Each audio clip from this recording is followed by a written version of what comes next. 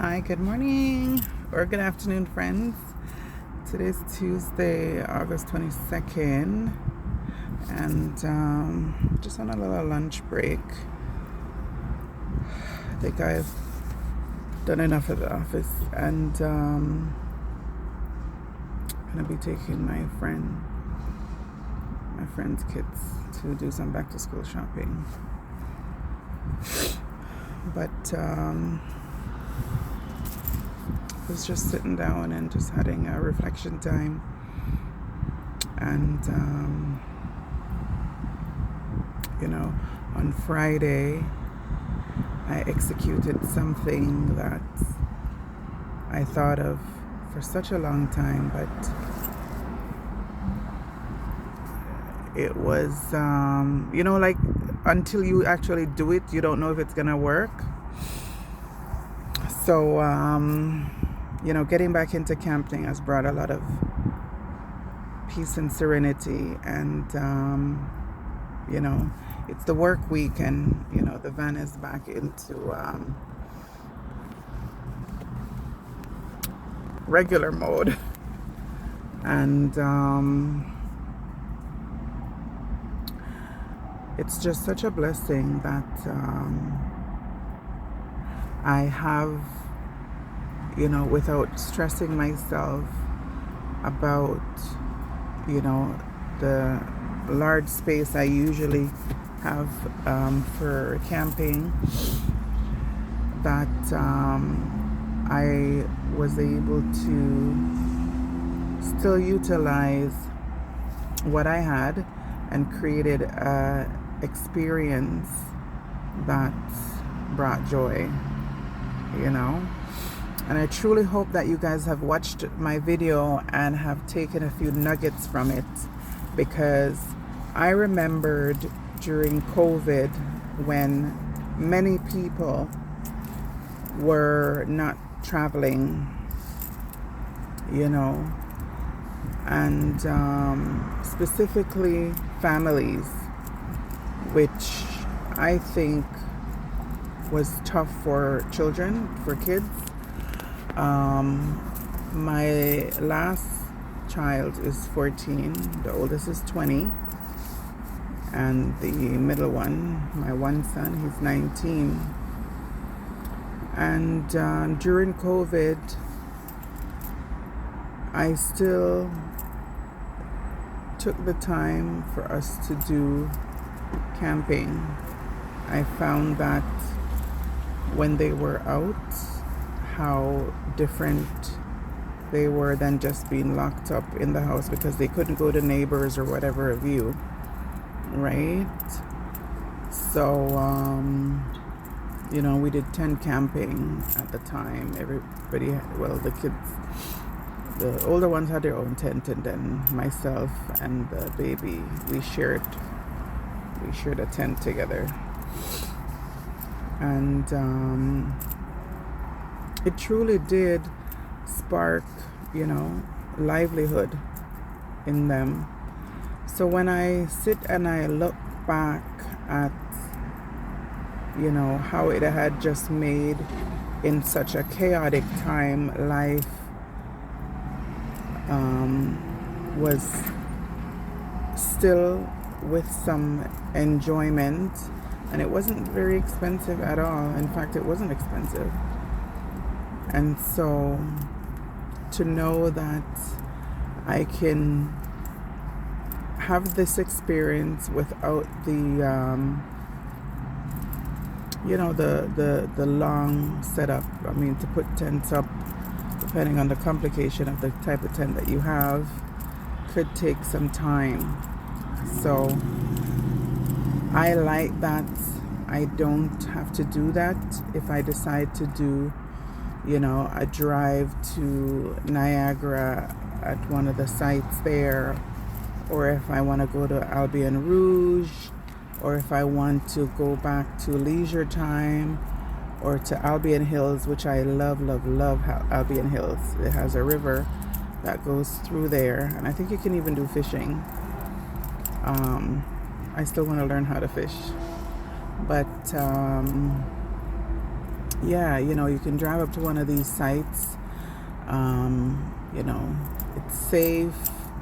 You know, you do have, you know, greenery. You do have facilities to, you know, to do, you know, like I said, if you want to do laundry and things like that. But that really is just depending on how long you're staying. For me, just doing a short stay doesn't really require me having to use those facilities. But they are there because these sites offer, you know, day, weekly, monthly, and seasonal camping. So you have, you know, RVers that do the snowbird thing, and you know, so wintertime they go away maybe to Florida, and then in the summer they are here. But they like that lifestyle, so they will do the seasonal, which runs from May till about October, November. And they have, you know, some peace and serenity. And the season is not very expensive. When I've looked into it, it's, you know, for the season with like a 30 amp, it's probably about around 5,000-6,000.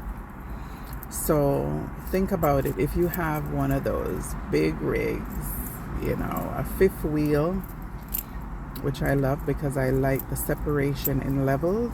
You have the master bedroom, up a stairs, up a step, a few steps, and depending on how big the fifth wheel is, you will have maybe a half washroom up there.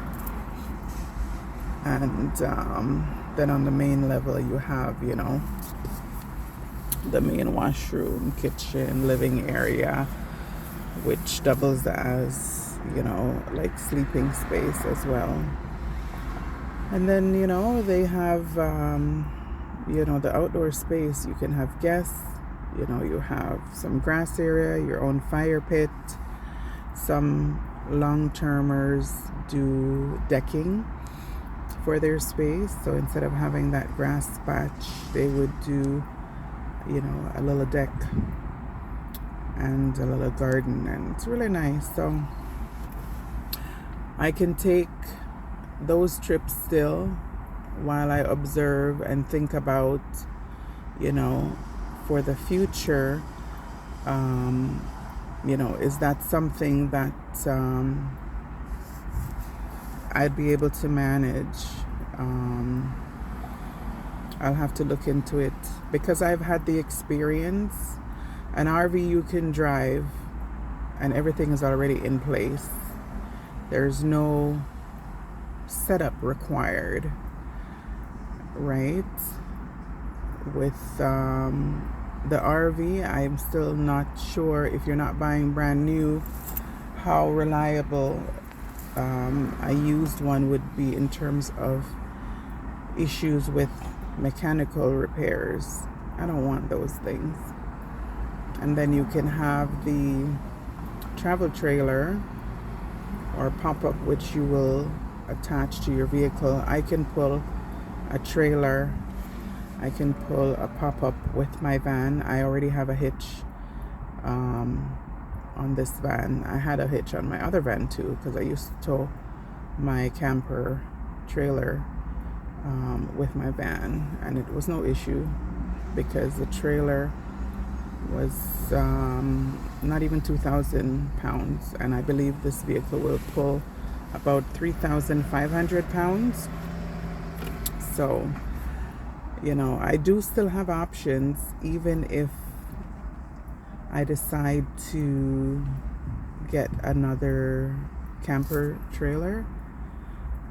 It's just, I need to look into the work involved in the one I decide on, you know, for setup. But you can have an absolutely more gorgeous experience because all the amenities, or most of the amenities of homes, are already built in, you know. your stainless steel appliances, and nice couch, and bedding and things like that. There is a pro and a con to having the trailer. So the trailer, well, if you're pulling it with your van, this van is it's a luxury edition. It's an older model, but it has 8 seats. The traditional ones have about 7 seats.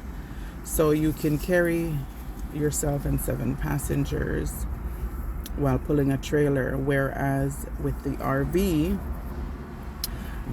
will allow you to bring as many travelers in the RV as there are seat belts. And as far as I know, every seating in the RV has a seat belt. So the table, which seats 4, would have 4 seat belts.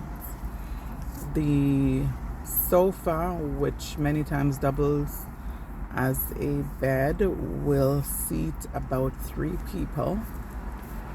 And normally there's 2 like captain style chairs closer to the cockpit or closer to the driving area, and those also have seat belts. And then you have the passenger front seat and driver seats with their seat belts. So there are those pros and cons depending on what you choose to do, right? You gotta hook up your trailer when you need to go. With the RV, you just jump into it and start the engine. So I'm here reflecting and also thinking now, based on the experiences I've already have and how things are going forward, what would be a spruced up option that I would take advantage of. And I've always loved to invite company, friends, and so on. So, they have already told me that they just can't see, doing camping in a van.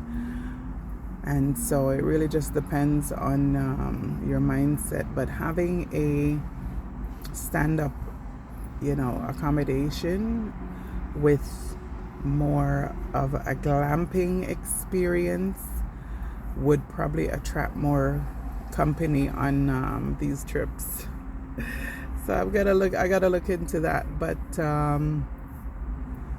it's absolutely amazing camping. Give it a try. Honestly, give it a try. Reach out, ask questions. I'll share it. The nice and the not so nice, parts of it. You got the bugs and so on. But, for all the issues that are there are solutions for those. So think about it, okay? Thank you so much for tuning in. Please remember to like, comment, share, and subscribe. I truly appreciate it.